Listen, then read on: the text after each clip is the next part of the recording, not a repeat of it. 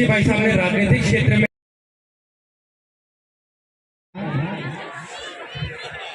मदन जी भाई साहब ने राजनीतिक क्षेत्र में प्रजापति समाज की भूमिका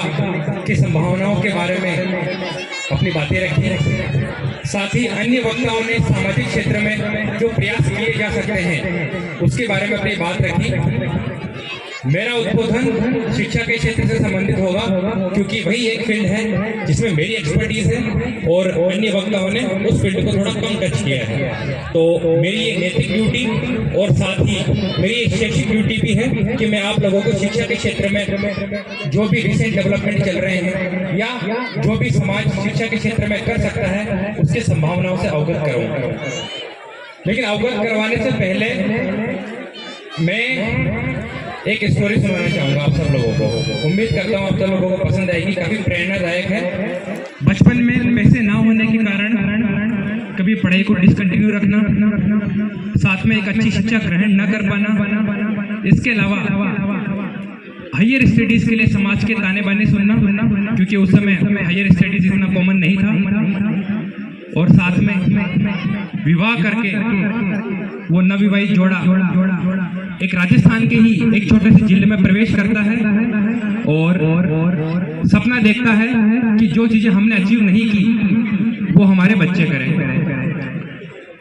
इसी क्रम में माता अशिक्षित होने के कारण अपने बच्चों की शिक्षा के लिए रेलवे की बोगी में जो कोयला भर कर आता है उसे खाली करती है, अपने खून पसीना एक करके दिन की दिहाड़ी एकत्र करके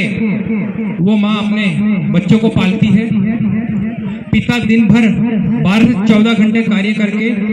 अपने बच्चों की उच्च शिक्षा के लिए, एक उज्जवल भविष्य के लिए शोर शराबे में खून पसीना एक करके मेहनत करता है और कुछ पूंजी अर्जित करता है। इसे वो बेच लेते हैं, बच्चे बड़े होते हैं, सपना देखते हैं और इसी सपने को पाने के क्रम में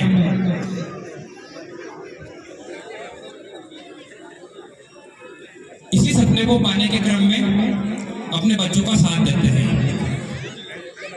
उनके 3 बच्चे थे, एक बड़ी बेटी जो कि आज राजस्थान के सबसे बड़े मेडिकल कॉलेज से पास आउट होकर डॉक्टर बनती है। उनका छोटा बेटा विश्व की सबसे सेकंड हाईएस्ट और सेकंड टफेस्ट एग्जाम को क्रैक करके आईआईटी जेई क्रैक करके आईआईटी धनबाद में एडमिशन लेता है और उनकी सबसे छोटी सुपुत्री दिल्ली के सबसे बड़े कॉलेज में मेडिकल कॉलेज में एडमिशन लेकर,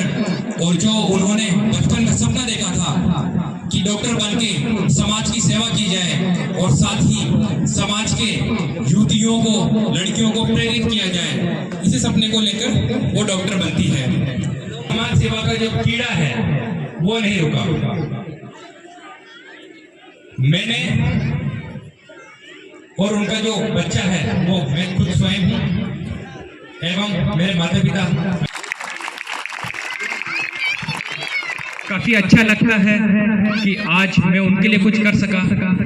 मुझे किसी ने ये पूछा कि क्या आपको कभी किसी बात पे प्राउड फील होता है, तो मैं हमेशा मना ही करता हूँ, परंतु आज मुझे उस माता पे गर्व होता है जो रेलवे की बोगी खाली करके अपने बेटे को उसी जिले में रेलवे का सबसे बड़ा अधिकारी बनाती है। तो मुझे इस बात पे गर्व होता है कि समाज में अगर एक अशिक्षित बिना पढ़ी हुई एक नारी अगर ऐसा कर सकती है तो मेरे अनुसार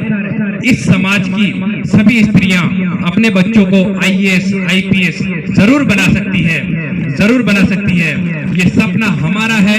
और हम इसको साकार करके रहेंगे। मैं देख पा रहा हूं कि हमारे अभिभावक गण भी यहाँ मध्यमान है, तो अभिभावकों के लिए और साथ ही जो हमारे वरिष्ठ अभिभावक हैं, इस देश की सबसे अनुभवी पीढ़ी, उनको भी मैं संबोधित करना चाहूँगा। बच्चों के लिए मैं यही कहना चाहूँगा कि सबसे पहले तो आप समय व्यतीत ना करें, क्योंकि जो समय को व्यर्थ करता है समय उसको बर्बाद करता है, तो आपको समय को व्यर्थ कभी नहीं करना। दूसरी चीज कि आप अभी जो भी कर रहे हो उसे सच्चे मन से करना। अब कुछ अदर को करिकुलर एक्टिविटीज जैसे कि योगा,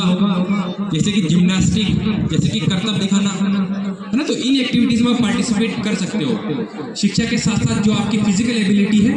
और मेंटल हेल्थ है वो भी अच्छी होगी। तीसरी चीज कि अपने माता पिता का कहना जरूर मानना बच्चों, क्योंकि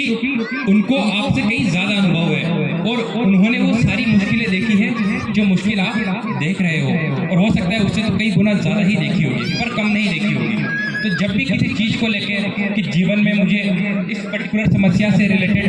कुछ सजेशन चाहिए तो अपने माता पिता का जरूर रुख कीजिए। चौथी चीज आपका कर्तव्य है पढ़ना, और अब शिक्षकों का कार्य है पढ़ाना। तो शिक्षक और जो विद्यार्थी में संबंध होता है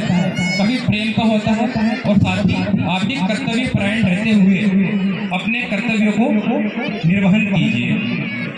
क्योंकि शिक्षा ही एक ऐसा शस्त्र है जिसके माध्यम से हम दुनिया पलट सकते हैं। चाहे हम तलवार से पढ़ते, चाहे हम कुल्हाड़ी से पढ़ते या किसी बंदूक से पढ़ते, इन तीनों ही चीजों से हम समाज नहीं पलट सकते हैं। समाज केवल और केवल शिक्षा के माध्यम से ही पलटा जा सकता है, क्योंकि शिक्षा के द्वार हर क्षेत्र से जुड़ते हैं, चाहे वो राजनीतिक क्षेत्र हो, चाहे वो मेडिकल फील्ड हो, और चाहे वो स्वयं प्रशासनिक फील्ड ही क्यों ना हो,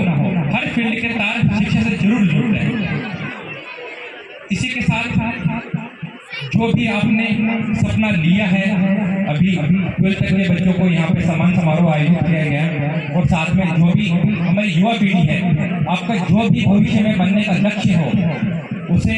आप अपनी स्टडी टेबल के सामने चिपकाइए, और जब भी सुबह उठो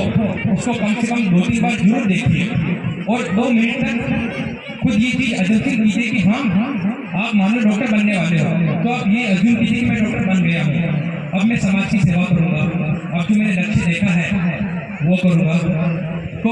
आप जो भी बनना चाहते हो उसको अपनी स्टडी टेबल के सामने जरूर लगाइए। इसके अलावा दिन के आप स्कूल के अलावा कम से कम 6 घंटे तो स्टडी को जरूर दीजिए, क्योंकि अगर आप 6 घंटे नहीं दोगे तो कोई और 6 घंटे दे रहा होगा और आपकी वो सीट खा जाएगा। तो आपको प्रभावी रूप से